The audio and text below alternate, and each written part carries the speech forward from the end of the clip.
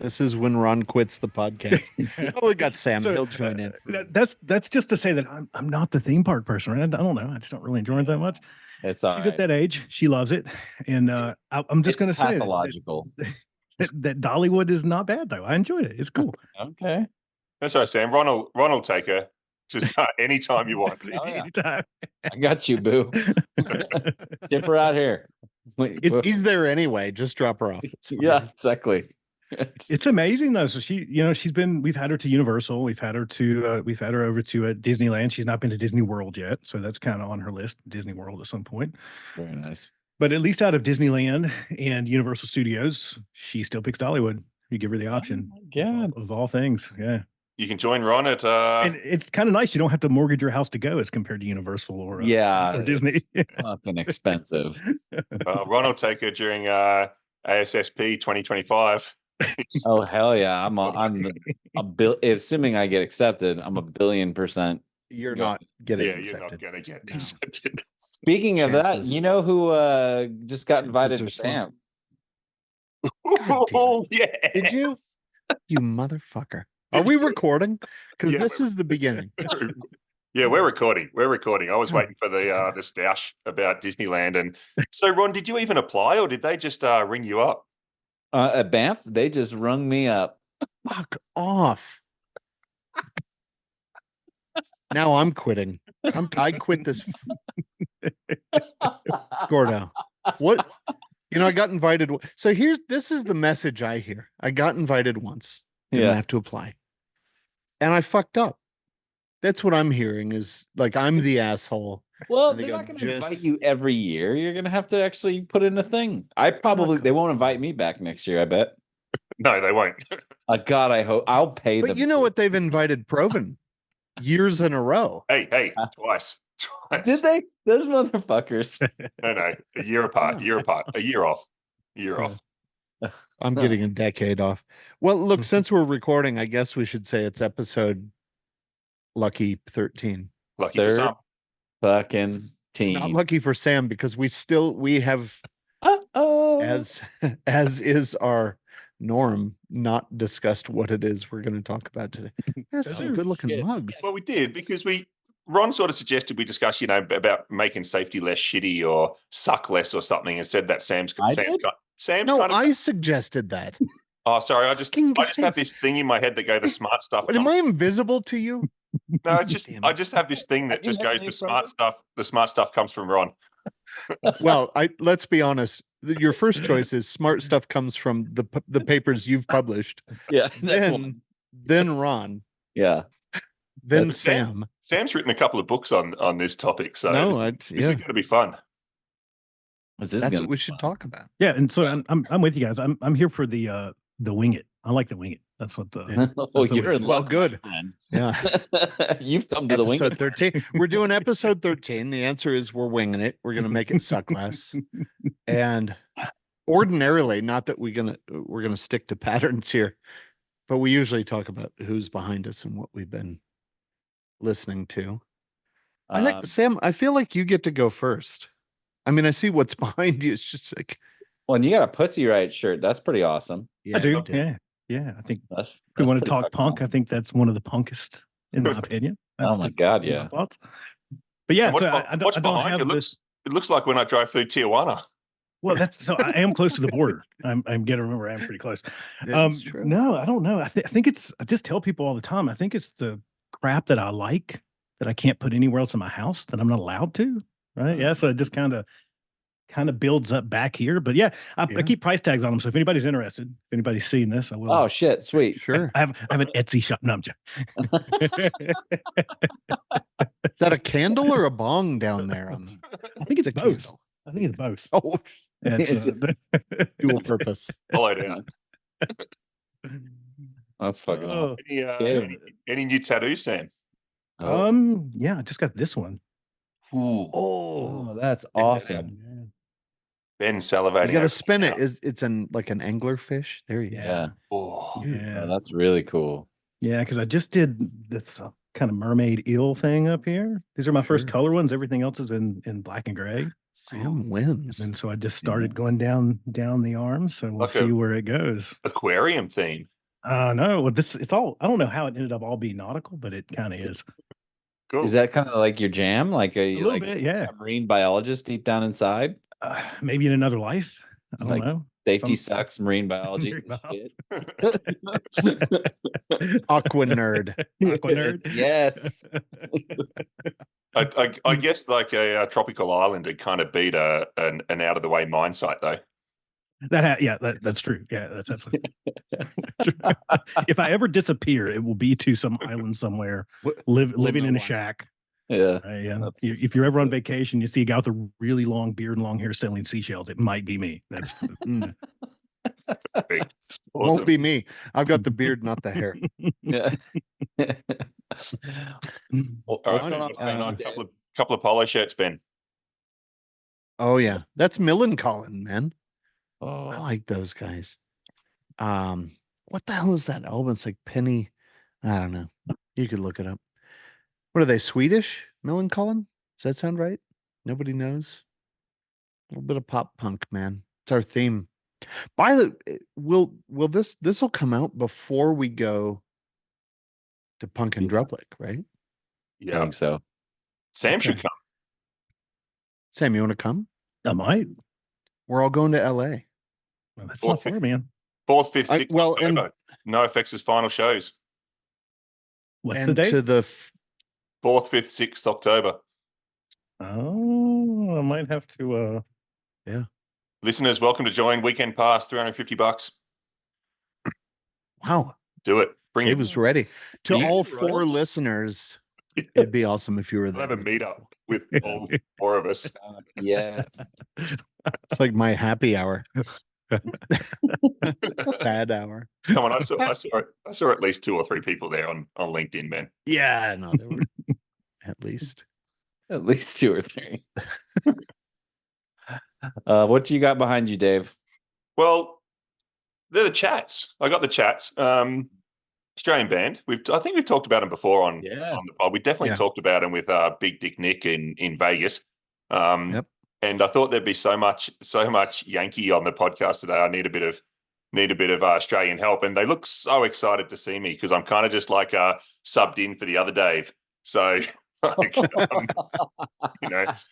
me on vocals, drums, guitar. Doesn't matter. I'm ready to go in, coach. That kid's got a strong bowl cut game. Too. Yeah. It's kind of that. It's like a mullet. Like it's like a bullet.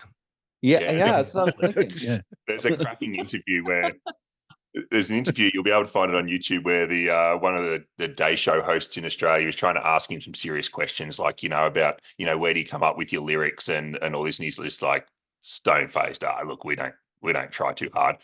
And he's gone on about the haircut and how do you do that? He goes, just do it myself. And just like it shows. Didn't want to be there. Didn't want to be there. Very much like this podcast. Although we do want to be here, I think. And other than that, just getting lots of merch sent all the way to Australia from the merch store, and this mug probably cost you about $10, Ben. Minimum. It's a really. It's a good coffee mug. Here's how it's going to work. I know. Here's how it's going to work. U.S. tax law. So we're going to lose a lot of money on the merch store, and then I'm going to get a tax bill for it. It's going to be amazing. I'm looking forward to it. You're so good at this. Maybe you should have a separate chat with Sam, because he seems to have his shit in order around the merch store. No, I lose a ton of money. It's kind of what happens. Fucking geniuses here. Sam's got his shit together around a lot of things. Might be worth a separate call for sure. All right, Ron, what's going on? Dr. Ron. Yeah, I got the Descendants behind me. Milo goes to college. Ron went to college, not in college anymore. How's that? Did you submit that dissertation, did you? Yeah, it's all everything is completed. Wow, congrats. No, many more I called Rayo I had some last minute changes. Yes. called Rayo and said, "Can we just go through this?" While I was sitting in there, I had to leave for a while, but I wasn't able to comment on a few things. Yeah. I'm still waiting on those comments. Yeah, you're welcome. All right. So, safety sucking, is that what we're talking about? Yeah, well, Sam's got that book on his shelf, 10 ideas to make safety suck less. So let's have a chat about making safety less shitty, I guess. Like, yeah, why does safety suck, Sam? Oh, where do you want to start? It's a long list. It's a long list. Nobody's listening. Take your time. Makes it shitty to begin with, right? Yeah. Well, I mean, we can go down a couple different paths, right? I mean, we can go down the path of how that plays out for our more frontline employees. We can get on the path of how that plays out for us as practitioners, a story that we all know pretty well, intimately well, I would say, right? So it's where pick your poison, pick your adventure. We can go wherever you guys want to go. Let's go all the paths. Well, I kind of like. I don't mind starting with start with the frontline people, because they're the people that are supposedly meant to be being kept safe by all this stuff, right? And I've always found it kind of fascinating that even as a safety practitioner and with all this safety stuff, that the fact that there's someone in the organization and activities going on in the organization that are solely designed to make work safer for the people doing it, and they fucking hate it. Like, it's like, here comes a safety person, and not this safety shit. It's like, well, this is meant to be for you. So, anyway. I think there was Craig Marriott, his book. I was reading the beginning of it is like we should be on every fucking worker's Christmas card list, and yet our mailboxes are empty come the holidays. Yeah. What's going on there? For the odd bit of hate mail. Why do they hate us so much, Sam? Why do they hate us? I don't know. I think for me, I think a lot of what I get from frontline folks is just doing crap to them. That's probably one of the biggest things, right? I mean, we all love it, right? As people, our most favorite thing, somebody does something to us, little to no input from us, whether we like it or not, our most favorite thing ever, right? And that's usually been, at least what it feels like, it's been a lot of our approach, and which probably comes more from treating our employees more like children than adults. But yeah, we go and try to keep them safe, and we do that by doing crap to them, and none of us like that. In fact, I'm going to do exactly just can I cuss? Are we allowed to cuss here? Are you fucking kidding? Absolutely. Okay, I was going to say I'm going to do the exact fucking opposite just to prove a point. Even if I agree with you at that point, I'm just going to do the opposite because approach that's probably maybe core level of suck is that we spend a lot of time just trying to do stuff to people, and we do it with the best of intentions, and I think we have their best interest in heart, but I don't know that it works out too well. Yeah. So what are we just attracting weird people to the safety jobs then? Like It's at this people podcast? Yes, absolutely. Yeah, cool. So it's Maybe people that mean well and then try to like mother people or keep them safe from themselves. I mean, there's sort of this built-in thinking that you're too stupid to do it on your own, I guess, right? Maybe. Yeah. Well, I mean, I think about maybe some of the expectations that we set as organizations around practitioners, right? I mean, we say we don't want you to be a safety cop, but then we kind of incentivize you to go be a safety cop. And if you're not walking around issuing safety citations, then what have you done for me today? What have you done for me lately? If you're not out beating those pesky employees and keeping them in line, we might soften that up and say filling out observation cards for behaviors we don't care to see. But yeah, we kind of incentivize a little bit of the cop crowd to kind of walk into those roles. That it feels like it a little bit. Yeah, that idea about goal is really important, because I've done a little bit of no paper on this, Ben, but we could write one. But done a little bit of survey work around safety clutter, and when asking safety practitioners, like, what's your primary concern if you removed something because it was safety clutter, like an activity or a piece of paperwork or something. And 2/3 of safety people kind of say their primary concern would be the organization not being compliant. Only like 1 in 5 people would say or have said, my primary concern is that we actually take something away that was keeping people safe and someone gets hurt. So it's kind of like, is the primary goal of the safety profession to help their organizations be compliant, or is the primary goal of the safety profession to actually work with people, like you said, Sam, and help them to get their work done in a safe kind of way? Yeah. And I'm not sure. I think our goals are a bit muddled. at times. Well, so to me, what immediately popped in my head when you said that is I was talking with someone about accident investigation earlier today or yesterday. I can't even remember when it was. But and we were talking about one of the main things we need to start like a training off with is the idea that accident investigation never has one goal. There's almost always multiple goals, and that's not something we talk about. How do you deal with, identify, manage, navigate those multiple goals? And I think safety is no different, right? Like, I think the issue is we treat it like my goal is to make the organization safe, and sure, that's a goal, but like we can talk about whether that's the right goal, but like B, it's never the only goal, right? And there's multiple goals that are acting on people, and I don't think we make that explicit enough. We try to I think sometimes try to make it so those other goals seem like they're not important, safety first, or stuff like that. And I think that's a mistake because we're not understanding their influence on us. Mm-hmm. It's a mic drop. Yeah. I was going to say safety first, but now I have to say it second. I'm a little Safety sad first, about it. second. Damn it. So like tier 5. Safety third. Yeah, I think. So what we what don't do we give. think? We Sorry. don't go for it. I think Sam's point about the paternalistic nature of it and treating people like children, but what do we think the front line would kind of want? Like, what would they want? I think it to look like, where there's friction in getting work done is where risk lives, right? Maybe not as a wholesale idea, but if I make work harder to do well, or I make it unclear what good work is, that's where I start creating this need to do quote, workarounds and, intentional non-compliance and all the shit that we name these things. And I think for most folks, they just want to be able to do the job well with minimal bullshit. And was it episode 2 when Ron suggested none of us should have jobs? yes, Yeah. that was. No need for safety people at all. Yeah. But I think Ron, your point was when it's going really well, like a safety person, some safety pro in their best role is about helping people be fluent in risk and then get the fuck out of the way and let them work. Yeah. So that risk fluency and then make it easier to do a good job. I don't know. That's and so what I think. Do you think we could get at those frictions, Ben, with like the 5 Ds or something? Is it 5 now? Yeah. Fifth one is what would Dave do?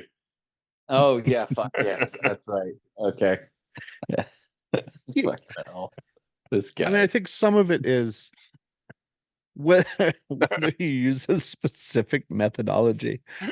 I mean, some of it is helping people learn to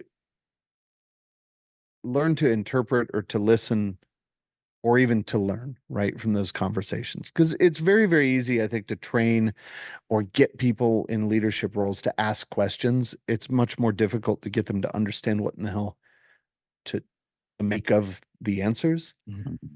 So do we get to that friction by asking the question? Maybe not. Maybe that's not the full credit answer. I think your point of solve problems, get out of the fucking way. That should be a t-shirt. Don't be fucking lazy. What was the other one? Sam may have missed. Well, it's out yet, but fuck safety, make money. I'm still safety, make money. That's your next book. It's a lot. I've been talking to the team. So next year there'll be quite a few of us just walking around ASSP with our big "fuck safety, make money" t-shirts, just seeing what happens. I'll tell you where I won't be wearing one is Banff.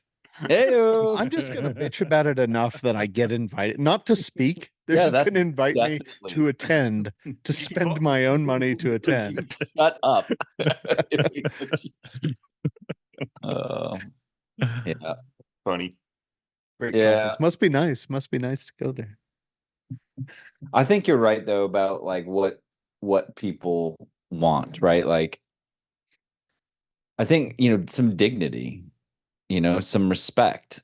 Like we're supposed to be there supporting them, and we treat them, back to your point, Sam, as like the benefactor of our generosity rather than like our customer, the people we're working for, and I think whether that's our intention, whether we're trying to do that or not, that's how it comes across sometimes. And I think that they just want to be treated like an adult.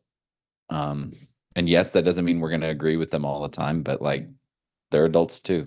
And I think that's critical. So does that mean if have we gotten to the 11th idea yet, Sam? If they don't want to hold the fucking handrail, they don't have to. 27th idea. I don't know. This is volume 2. 17 more ideas. 17 more. Yeah. We have to have missed something. When you did the book sounds weird. When you wrote the book, as a benefactor of Ron's, what were people the benefactors of? Benefactors of our generosity. As the benefactor of, as we all are, Ron's generosity. When you wrote the book, is most of that get one that says you're welcome for being the benefactor of my generosity? So many shirts, so many. Maybe socks too. I think socks would be the move. Yeah, socks would be like great. The right move. Yeah, we have socks are back, right? So we have socks. They're on the merch store, Sam. You've got surprised you didn't know that. Yeah. I didn't know. Yeah, I'm gonna have to go. We might have to go buy some socks. Shit, I'm gonna start selling socks. Lazy. Jeez, guys, yeah. We have a merch. We're a merch store with a podcast problem. Now, how'd you get to the 10 ideas? Is this people telling you? It's going out and interviewing folks. It's a mixture. Role as a safety. Yeah, it was a mixture of those things. So, the fun part is that I had the podcast, right? So the podcast has been around for a minute, and I've had the pleasure of hanging out with a whole bunch of folks.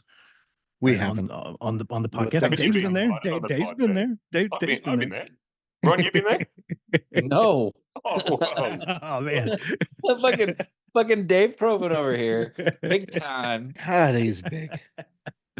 So yeah, the conversations from the podcast, but that's not really where they started. I mean, a lot of it started with when I was working internal, the company I was working for, and trying to do this crap internally, right? And really traditional focused organization, and really starting from scratch and taking, obviously, using 5 principles, right? Kind of moving down that path and trying to figure out what in the hell do we actually do with some of this stuff? What are some of the actionable ideas that we take from this? And how do we communicate this to our leaders, not just our senior level leaders, but our frontline and mid-level leaders that are actually out there hands-on leading people every single freaking day?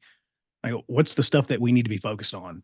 And so from those interviews, from that time spent doing that internal, and as I moved to do that more as an external consultant, over time, it was just from all those, just kind of lessons learned, some of those basic things, that these are some key ingredients that you kind of need present if you want to get some of this stuff right. It's really where I landed with some of those. And it's not all inclusive, obviously. And some of those I could probably maybe even cut out. I kind of sort them on my own as the ones that I find to be a bit more important.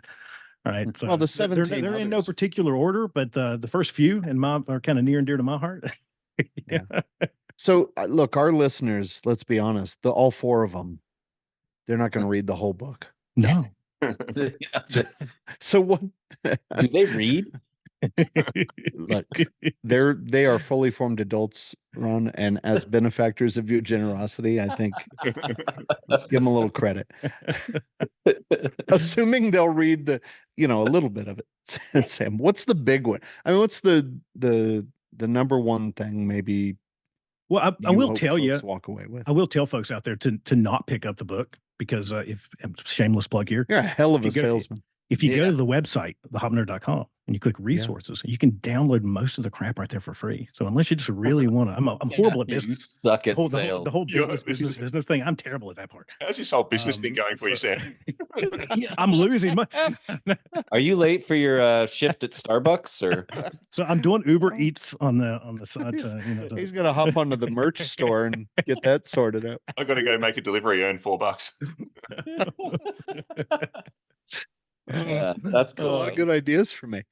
Yeah, and that's all serious. So you can go download at least a good chunk of it, right? It's just there, at least the idea and some of the basic actions and some of that stuff that we put out there just for folks to use. But no, the first one is starting from a place of trust, right? That's if I really want to pick one that stands out. To me, it goes back to exactly what we're just talking about. It's treating our other humans with respect, treating them as adults. I mean, in some of our organizations, we almost treat them like we're training dogs. You might as well get one of those clickers out, right?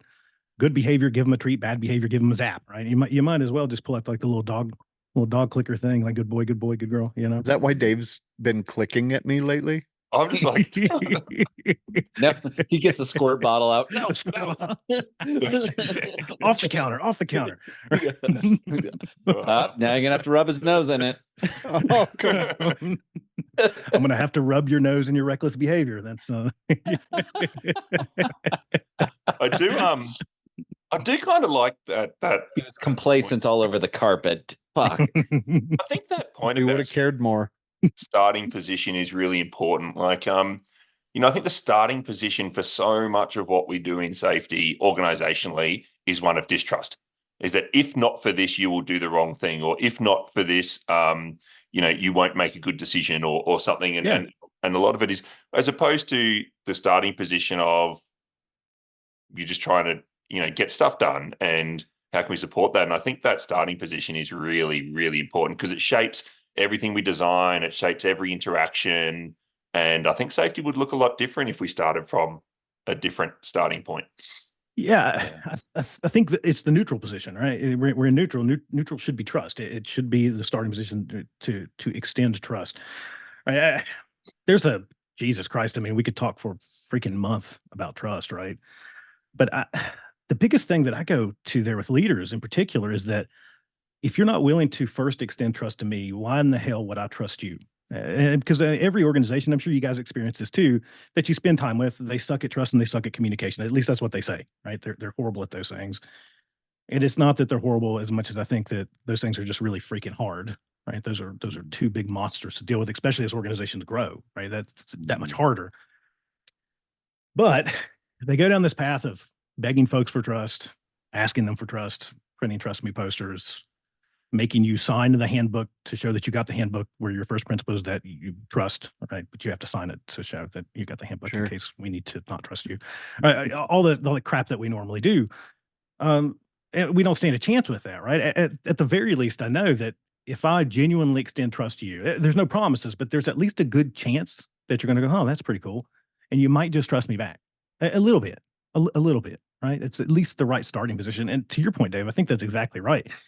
When we look at that, I mean, we hire people and we sort them thoroughly before we bring them into our organizations. We put them through every kind of pre-employment test imaginable: poking, prodding, drawing blood, pulling hair. Right? You're on. Putting them through MMPIs and other psych evaluations and this and that and the other. And in today's world, what seems like 1,500 interviews to make sure that someone's an appropriate cultural fit before we ever even give them the chance to work for us, which is all an exercise in us basically saying, can we trust this person? And we bring them into our work world. And as soon as we bring them in, we bombard them with everything that says we don't trust you again. And it's just amazing to me. And we're so baffled as to why won't people trust up through the organization. I think it's there's another down and throughout. There's another part in there too that is it's a little sneakier, is that we don't trust ourselves. No. Right? We've designed a process to hire, and we can't even trust that we did a good job with that. And I think in a lot of organizations, that's a really good question to start with too, is okay, if we've done this whole thing that says this is how we decide we can trust people, and we're not even convinced it works. Do we need it? And it probably does. It doesn't, right? It doesn't work all the way. I don't least, right? We know that it doesn't work all the way. It probably works okay. Is that probably a good way to put it? It probably works okay. Yeah. And so I always kind of default to this idea of the shithead clause. Right. So if you take is that just specifically for one? if you take right here, fucking 100 people, Oh, 100 people. I found myself as the shithead once or twice before too, so don't worry about that. But I mean, if you take we're worried about it. If you took 100 people out of the general population and put them in a room, in all likelihood, you're going to find at least one or two shitheads out of 100 folks. I genuinely believe that most people are decent, good human beings. I just some assholes got triple expanding foam. Yeah. And then we put them on a podcast. But then if you take that kind of general population and you sort that through, all those systems that we have of hiring, I just have to assume, I'm just making shit up here, but I just have to assume that number is maybe 1,000. You might get one or two shitheads, right? We've pre-sorted. We've done at least an okay job of pre-sorting. But I think in a lot of our organizations, we start with the assumption that everyone's a shithead until proven otherwise, when really it should be quite the opposite. You're going to have a shithead that slips through the cracks every now and again. Yeah. In my humble opinion, when you find a shithead, you deal with them like a shithead. Sure. Yeah, of course. But the vast majority of your employees are not shitheads. And when you treat them like everyone's a shithead, you're the only shithead. That's just how it works out. And back to our whole point on starting from a position of trust, if you treat everyone like a shithead, I don't know that trust is going to be one of the things that you see emerge from that. Yeah, I tried to have this conversation with a leader once, Sam, along this point around life-saving rules and discipline and non-compliance and consequences and stand downs and that, and this whole big policy. And I kind of said, like, what if you came out to your organization and said, anyone finds himself in a situation where they haven't followed something or they've haven't been able to meet one of our rules or expectations, that's on us. Like, at least 51% of the way that work happens is shaped by us as an organization, the time, the resources, the planning, and we are never going to hold you at fault for finding yourself in a situation where you can't follow the rules or something like that. And we just want to work with you to understand it and fix it, right? So that someone else doesn't end up in the same situation. So come out as a leader and say that. And the response was, yeah, but what about, the one person who doesn't give a shit? And then, I can't do anything about it. So you're going to manage your organization for, like you said, the 1%, and basically compromise everything you're trying to achieve with culture. If the shithead comes along, just sack him. Like, who cares? Like, you don't need a system of policy. Just tell them to fuck off. Like, but don't, because it's not a safety issue at that point, right? It's a shithead issue. There are downstream safety effects, but it's an HR thing, right? You've hired the wrong consultant. I don't think that. And usually, when you discover a shithead, I've never found a shithead that is just a shithead with safety stuff. They're just there's never just a safety shithead. I mean, other than me, maybe, but they're I think what we try to do just a super solid dude. We try to manage safety. We try to have this kind of like lowest common denominator or something approach to safety, rather than, like you said, a really kind of like trusting, open, benefit of the doubt type, innocent till proven guilty, rather than a guilty till proven innocent kind of logic at play, and pisses people off. Yeah, and as you said, Dave, I mean, we operate under this idea that, but what if one? What if there's one shithead? So again, in what I see, we just broadly treat everyone like shitheads because we might get one. There might be one shithead or two shitheads that slip through those cracks. But I don't know. It feels a lot like we're fooling ourselves because we think we're able to manage that shithead, but you can't argue with the shithead. You can't manage the shithead. They don't do what the fuck they want anyways. Yeah, like we had this. The entire attitude of a shithead is fuck you. I do what I want. Right? Like there's no. Well, we had one in Australia that went through our equivalent of OSHA, and Ben, I'm assuming that you were involved somewhere along the line here. But I love it. Yeah. A new apprentice and a couple of guys put the new apprentice in a barrel and set him on fire. Right, just a bit of harmless, kind of. It's a bit of seemingly harmless initiation exercise for the new apprentice, right? But like, you can kind of deal with that without without having a safety policy, right? You say, guys, don't set the new guy on fire. Don't set people on Yeah. fire. Yeah, that's yeah.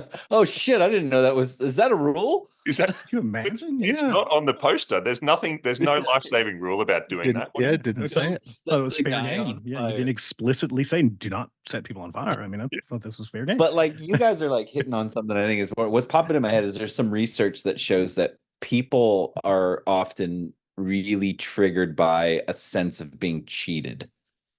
Like a sense of like you are gaming the fucking system and that is just fundamentally wrong. And so I think there's that, you know, Sam, to your point, like there's that default, like, I need to squash that because I can't be cheated. But I think, you know, what we're saying is like the problem, of course, is that in the process of making it so that you don't get cheated by that one fucking shithead, you are shitting on everyone else. Like that's not fair for them. They're getting cheated because you don't want to get cheated. I don't think that's only from leaders, though, Ron, No. because I think when safety gets weaponized at the front line, who we were talking about, it's often because the complete dickweeds do what they want and we do nothing with it. And so they go, well, look, if this safety stuff applies to me, but that guy doesn't have to do it. They're almost self-policing and managing their own work around the one moron. And I think Patty McCord wrote a book. I forgot the name of the book. Powerful, maybe. And she's talking about all this stuff and this no assholes, no bozos rule. I think you could just leave it at no assholes. But it's like, look, the most productive asshole is still an asshole. Like they're pumping out widgets way better than anybody else, but they're degrading the whole process. And I don't know. Ron and Dave, Sam are not, they didn't want to fire me when I smushed triple expanding foam with a forklift, but I think some people need to be invited to be successful somewhere else. Well, so I don't think those two things are mutually exclusive. So like my perspective on this, and well, what are the two things? Like not wanting or believing that people can be, you know, influence change, you know, brought on board, whatever terminology you want to use, and then also being pragmatic enough to know that in the time frame with the resources we have and with the costs that would be associated with me putting effort into it, there's some situations where we just don't have that ability. Like I could try to fix you, but I would lose everyone else along the way, or I'd have to drop something else along the way.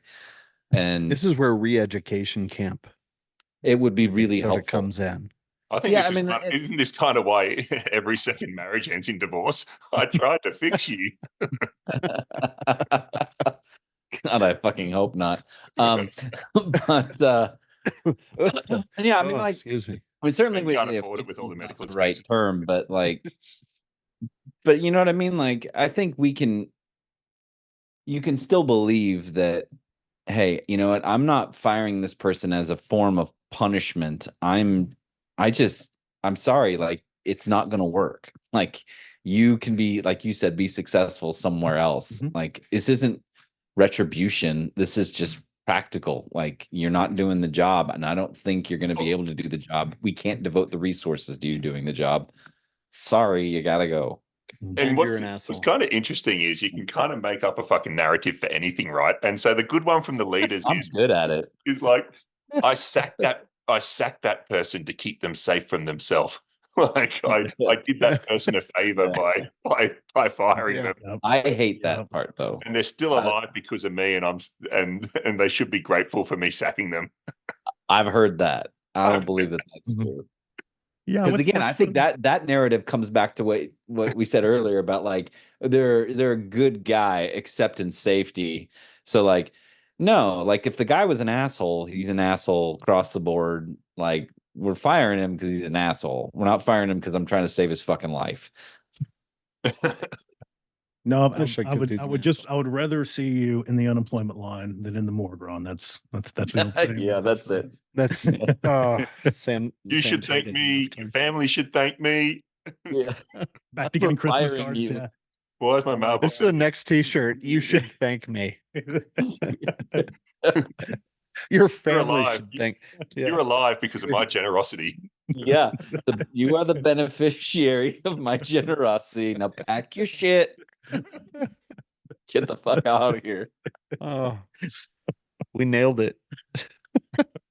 There must be some cool ideas in that you've got, Sam. So, I mean, you've been starting to work with, lots. Yeah, of, when are the cool ones, Sam? lots of different. I think is what Dave is saying. Yeah, when are we going to get to the cool ones? There What is the must way be out of cool this? ones.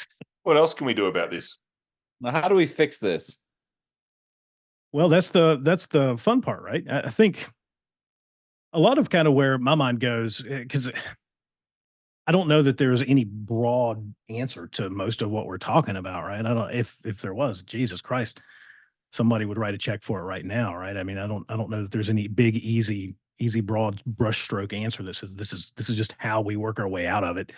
But the one thing that I do know is that everything in our work worlds has been shaped and crafted by human hands, right? We have the ability to do, redo, reshape, undo, throw away anything that's been created so far. And I think that's some of the struggle that I know that so many safety practitioners that I spend time with seem to run into.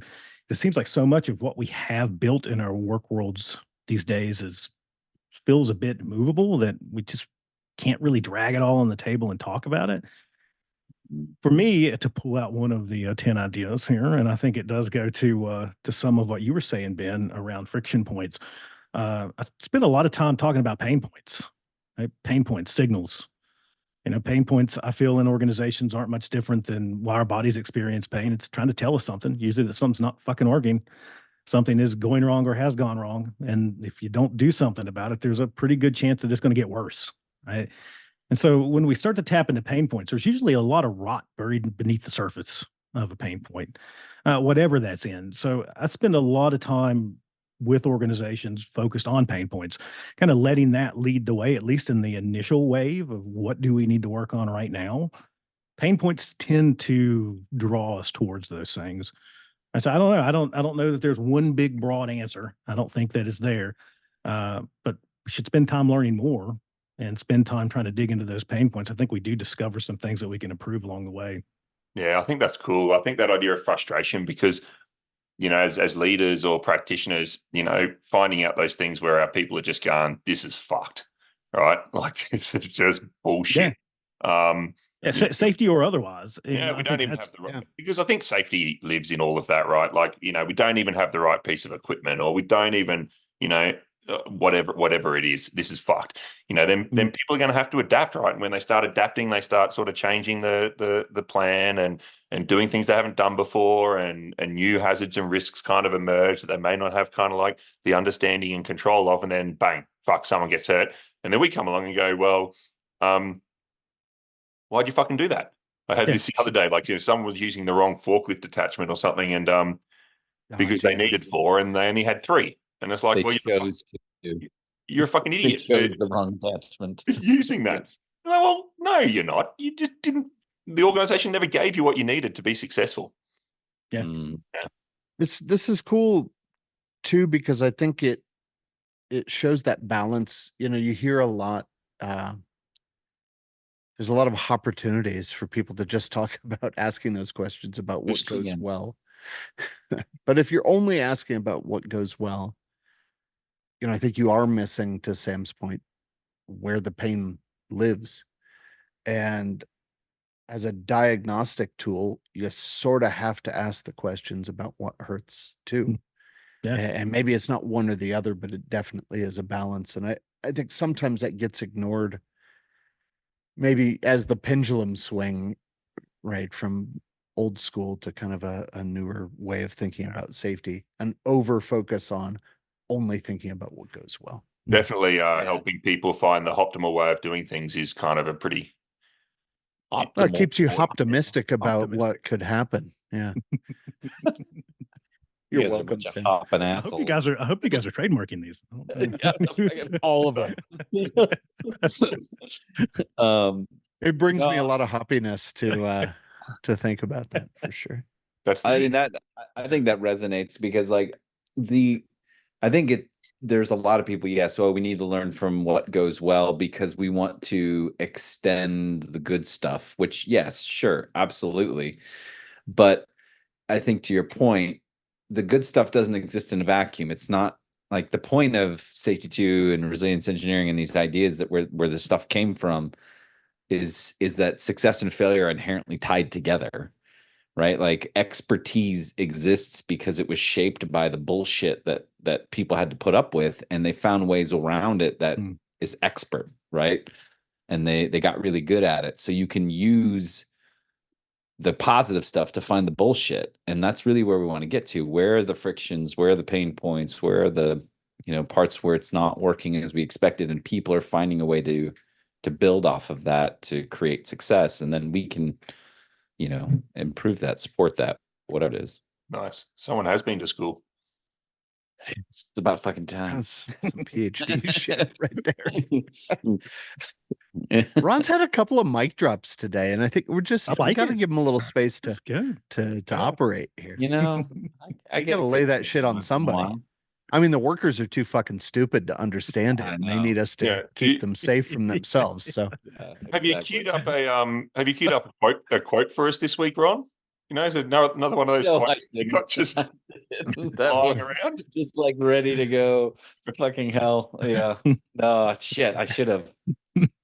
Stupid brain. And I think there's a point there about expertise being developed because people, actually experience things and work through things. And, like Amalberti would talk about native resilience and, sort of help organizations sometimes understand that, your teams are naturally resilient. They solve problems and work things out every day, despite your best efforts to beat that shit out of them, right? Like all our safety stuff is not designed to try to enable them to be more resilient. It's designed to beat it out of them, and that's a shame, right? Because it's not doing all those things that you just so eloquently said, Ron. I have my moments, but like what you just said is so critical because, like, go back, tie this back to what we talked about with trust and what Sam was, referring to, about like begin with trust, like. Oftentimes we do the opposite. We try to beat it out of them. So right off the bat, we're coming from a position you don't know the right way to solve the problem. So we're already closing that door. Plus, they're not doing this for funsies. They're doing it because that's the way it has to get done. You know what I mean? So like we're also in the process. If we are successful, we are actually making the job less safe, less resilient, less successful. In some capacity, in some way, shape, or form. And I think that's really critical for us to understand. We may be shooting ourselves in the foot if we get what we want. It's funny, like it's like, you think I want to be on this fucking roof with no harness? It's 100 degrees out here. Like, I'm not doing this just to fucking break your rule. Yeah, exactly. Don't be so fucking lazy. Ask me what's really going on. Drink. That's still got to get that shirt printed up. Don't be so fucking lazy. Yeah. We have to have missed something. No, so to me, we got Ron says we got it all.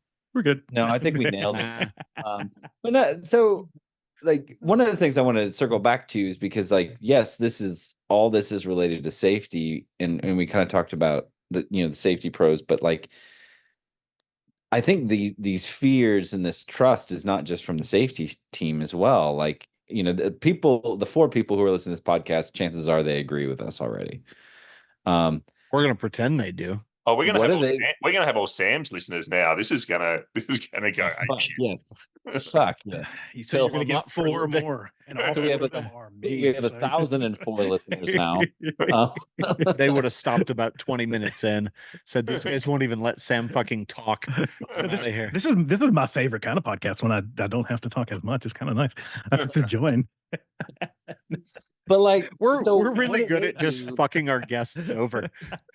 I'm having a fucking awesome time, guys. This is sort of our trademark. Well, we'll solve that. Yeah. Give it time, bud. Give it time. Time. But what do they do to like to influence their organization away from that sort of mindset, right? Like, because they, their minds are already kind of probably made up. Yes, agree, want to do it this way, but like now they got to go talk to their manager, who's like, we got to fix the culture by introducing this, no zero tolerance program. Like, what do they do? How can they fix that or influence it? Yeah, so I kind of caught half of it. As far as same. Yeah, you need half of it. What? Did it break? We were all really just half engaged on that one. Fucking awesome. How do safety people influence their organizations to do what we're talking about? Yeah. I can tell you from what I've seen is that this is totally not strategic and totally not in line probably with more traditional change management efforts, this plan of hop excellence that we feel like we need to have before we can embark on trying to doing anything a bit differently, which is, I think, some of the suck, right? If we think we stand any chance of getting anything even slightly wrong, we're usually not even willing to give it a shot, right? We kind of stop until we think we have perfection, and then we're willing to execute. When really, I don't know. I don't know how you guys feel about this, but I think a lot of what we do, especially in this space and trying to do things a bit differently, is a lot of times in our organizations, we get it so wrong that we learn how to get it right. you don't get there without playing with it and getting it way wrong before you ever kind of get a toe into, this is okay. I think we're starting to figure this shit out a little bit now. We've got that. But in the organizations that I worked internal to, it started as really small conversations, just little small conversations, some of those very secretive even, because the shit we were talking about at that time would have probably gotten us fired. At the very least, labeled as the uncaring bunch. Those folks don't care about safety. They said not everything's preventable. Those people don't understand. Really don't care enough, right? So it would start as kind of a small group of people kind of having these conversations, and closed door, super duper secret squirrel meetings, whispering to each other about the stuff in the hallway, a bit of a underground guerrilla effort, to kind of start to change some of those ideas. And the word gets out. I don't know. It starts to get out, at least for us it did. And those meetings would start to unplanned kind of impromptu meetings started to grow, and a few more people and a few more people and more leaders and more senior level leaders. And our approach, again, this wasn't necessarily, I won't say this is the best way, but it worked for us. We kind of grew it so big that our executives could not pay attention to it anymore. And we eventually kind of started to bring that together. Now, I have to also say that we were having these conversations with our executives too. Like, people didn't see this maybe in the middle as much, but we did create some of that squeeze, but it was all conversational. Right. And same thing with those leaders, I think, that you're mentioning, Ron. I can think back to multiple examples of being that corporate safety pro in that organization, and we have that thing go wrong. And that senior level director is like, I'm going to tar and feather this person. I can't wait to just drag them out in front of everyone and beat them to death. And they get like halfway through it. And then as that pro, you're like, hey, I need to talk to you for a minute. And they get a little mad at you and you kind of storm off and go your separate ways. But almost always that leader would come back to you and be like, I think I overreacted a little bit. I'm like, yeah, you think? Maybe you need to go apologize. Let's try to right that ship a little bit now. And again, that's not strategic. That's not this big strategic overarching something. It's one by one by one by one by one, at least until you start to get past that tipping point of momentum. Right? It just starts to, you just one by one pushing on that, pushing on that, pushing on that. And that's kind of how we got there. It's leader by leader, interaction by interaction. And as a professional working in those organizations and the very small teams that we normally have in those roles, it meant a lot of extra hours for us. Like, good work though, worth it, to say, when things go wrong, I want you to call me and I'll help you. I can walk you through how to maybe not freak out. Just call me first before you call and cuss at the employee. Call and cuss at me first, and let's figure it out. I think all that helps quite a bit to start to influence those leaders. It's not fun. It's not a whole bunch of fun, but it works. That's cool. Is it just me, or is Sam frozen for you guys? I'm frozen on my end too, so I don't Sam's know frozen. what's going on. But it's like one of those shows where I heard every word crystal clear. Oh, look at that. Jeepers. Yeah, he's intimidating right That there. is intimidating. That's the guy right now that if you freak out, you're fucked. Yeah. Yeah. Guy in that picture is like, I'll give you something to freak out about. That's I'll like show you reaction.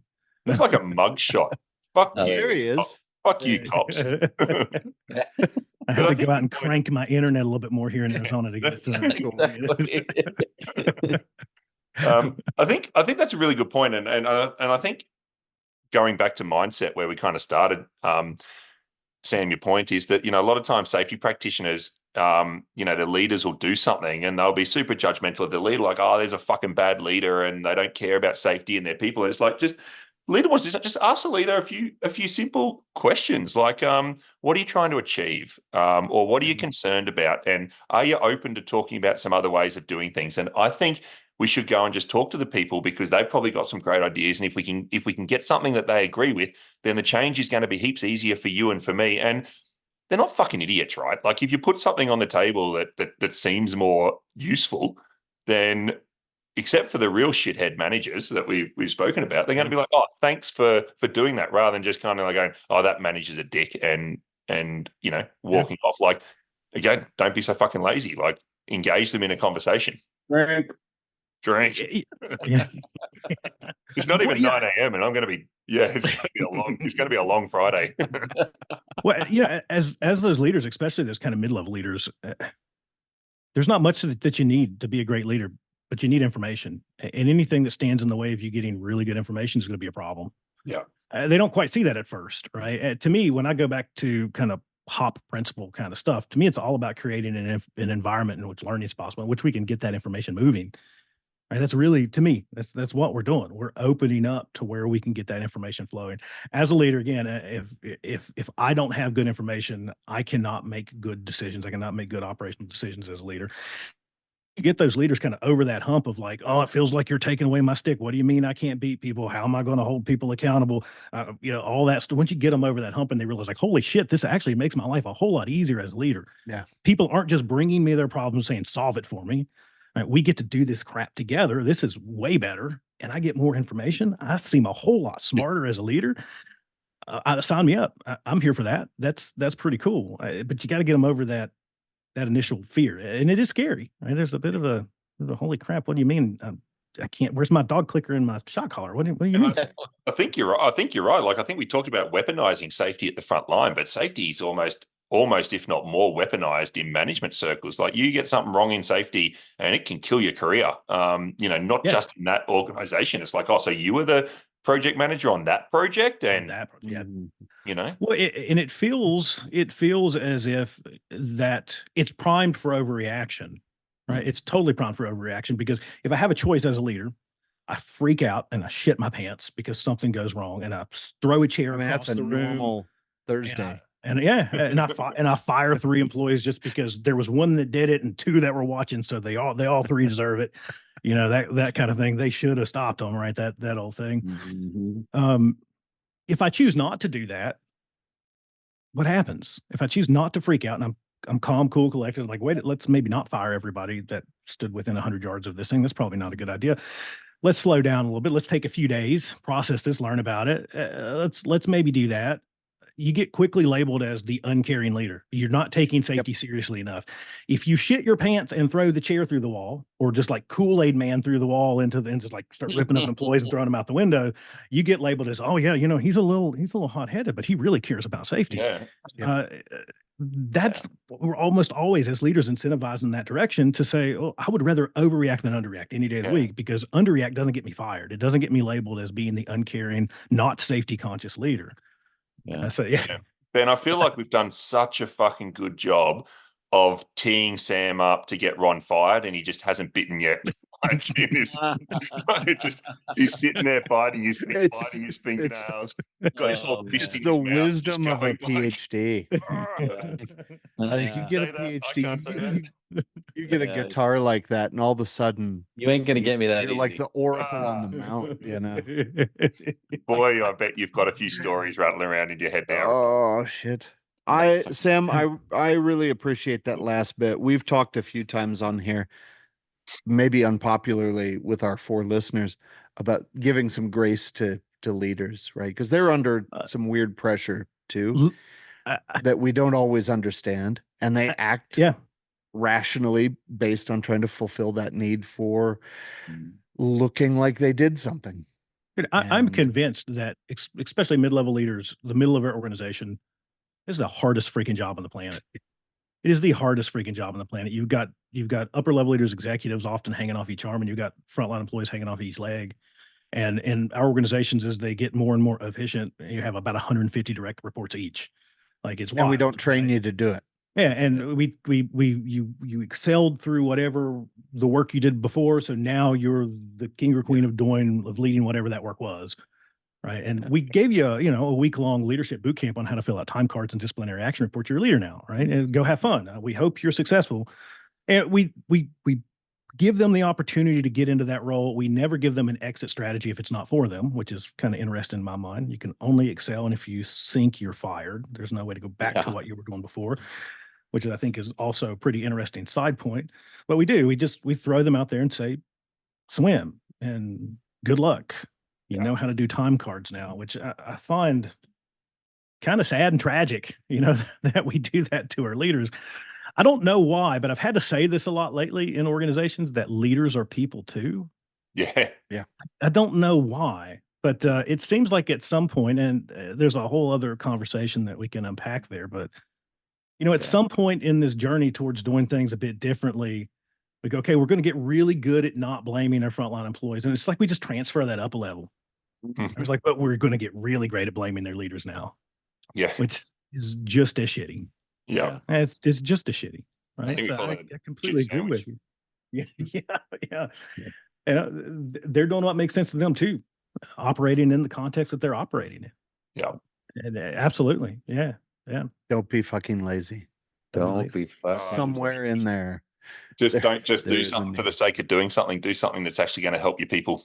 And mindset. Well, and help your leaders. And one of the things you said, Sam, that I wanted to underline as practice you were doing was admitting that they can be human, they can have emotions, and have a reaction to an event, because it can be an emotional thing, but giving them an outlet, like a pressure relief valve that okay, you can do that and you can do it constructively. Just give me a call, and we'll work through it together. It's fine. I think that's helping them be human, and channeling it in a positive way, or at least in a way that minimizes any negative consequence, and I think little shit like that's really valuable. Yeah. Well, they're going to get it wrong. Of course they are, because we get it wrong. Everybody gets it wrong. They're going to get it wrong. Something's going to go haywire, and they're going to shit themselves, because I know stuff's gone wrong for me, and I've shit myself. I mean, just now. I'm going to do one of those, somebody's going to bring them one of those things. Is that when you froze? That's when I froze. Yeah, I had to get a fresh Depends out of the. Ben nearly shit himself after the Pringles can. Yes. Just a rough day. Yeah. Well, I want to know what happened with the Pringles can. This sounds like. Oh man. You can order a drink out of a Pringles can at the Punk Rock Museum in Las Vegas. Really? And you'll be there, Sam. You'll be there with Steve the week after we catch up in LA. Yeah, that's perfect, man. I'm going to have to do that. Yeah, so you can come LA for the weekend and then straight to Vegas on Monday. Oh, yeah. I know what's going to happen now. Yeah. Yes, sir. I'm planning for it right now, just to let you know. It's good. When you froze, he was buying tickets when he froze there. Shitting himself with excitement. I was making a drink in a Pringles can. Interweb. Yes. Yeah. Cool. Solved. Rock and roll. Yeah. Got it all. So just in case you missed it earlier, October 4th, 5th, 6th. Yeah. In LA. San Pedro. Yeah. Punk and Drublic. 3 days. NOFX plays all 3 days. Final show. This is the Denver shirt, boys. Oh, that's a great the twins really from The Shining. It's Pennywise, Descendants, Buzzcocks, nice, Lagwagon. I mean, it's like a shit ton of bands. Sam's going to be there. He's already there. It's why his video shut off. He just left. He just left. I don't know what's happening. I don't know what's happening, Sam, but we're pretty stoked that you're here. You just should. Thanks you for shouldn't hanging have, out. You shouldn't have said all those things. Yeah. No, it's the Cool, Sam. Thanks, man, You're a for rock star, bud. yeah. Thanks, Sam, and thanks for everything you do, man. It's been fun, and make sure you get your ass to LA. No, that's the plan. Thank you guys for having me here. This has been a ton of fun. I wasn't expecting it to be a lot. No, it's been amazing. It really has. It's been great to get to see you guys. Yeah. It's been a minute. It's been a minute since I got to chat with you, Dave. So it's been cool to get to see you. I got to see Ron not that long ago. I got to see Ben not that long ago. Yes. That's kind of cool. So yeah, I'm gonna plan on it because I'm just trying to imagine the amount of trouble we could all get into. It's in person all together. Yeah. Yes. I'm bringing an inflatable raft. I'll tell you that. Oh yeah. And the Suns just picked up Patty Mills yesterday, Sam, as well. So I might have to swing by Phoenix a few times this winter. When you're in town, let me know. We'll go. That's it. All right. Thanks, lads. Thanks, boys.